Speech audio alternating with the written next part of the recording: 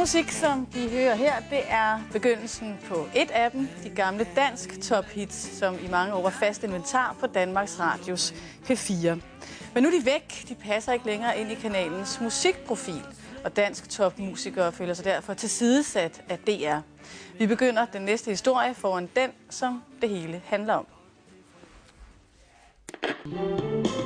I Claudius Svanholms køkken i Skørping kører radioen altid på samme kanal. Min radio, den står faktisk kun på P4 hele døgnet rundt. Men efter Danmarks Radio har besluttet at sende det meste af dansk topmusikken over på de digitale kanaler, er det slut med de gamle hits på transistoren. Hvorfor må man ikke høre dem? Altså, så skal man hen, og jeg ved da godt, man kan få lov at høre dem. Men så skal man have en DAB-radio. Og hvorfor skal man købe sådan en, når man har radio i forvejen? Jeg synes, det er synd. Og det er Claudius Svanholm ikke ene om at synes.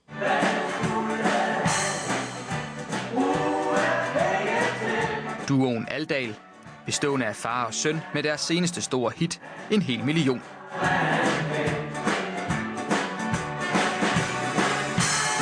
14 uger på førstepladsen af Dansktoppen, men alligevel næsten ikke spillet i radioen. Vi synes, at det er lidt træls, hvis vi kan se på jysk.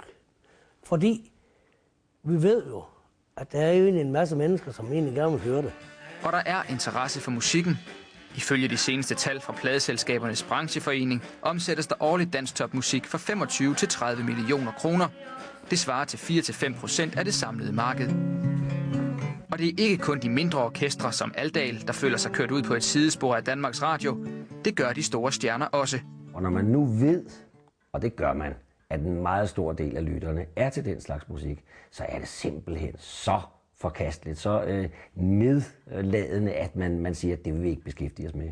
Og ifølge Kjeld Haik er der en særlig grund til, at han ikke længere kan finde de gamle hits på sit anlæg. Jeg tror, at mange af de chefer og ledere, der sidder derinde nu, har en anden musiksmag selv, og har et forhold til et anstrengt forhold, om jeg så må sige, til slagermusikken. Synes det er dårlig musik. Nu er det ikke min personlige smag, som afgør, hvad det er, som Danmarks Radio spiller. Vi spiller alle forskellige typer af genre.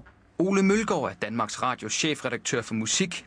Vi møder ham i en af Dansktoppens højborg, Damhuskroen i København. Ifølge ham er dansktopklassikerne røget ud fra P4 som et led i en ny strategi, hvor de enkelte genrer får deres egen digitale kanal. I dag der kan man høre den traditionelle del af dansktopmusikken på de digitale kanaler, og så kan man høre den fornyede del af genren. Kunstnere, som går ind og arbejder med den tradition, som dansktopmusikken bygger på, dem kan man høre på P4 på FM. Tilbage i Nordjylland håber både Claudius Svanholm og duoen Aldal, at Danmarks Radio skifter mening. Vi håber bare, at vi kan få Dansktoppen tilbage på P4. Det vil jo dejligt.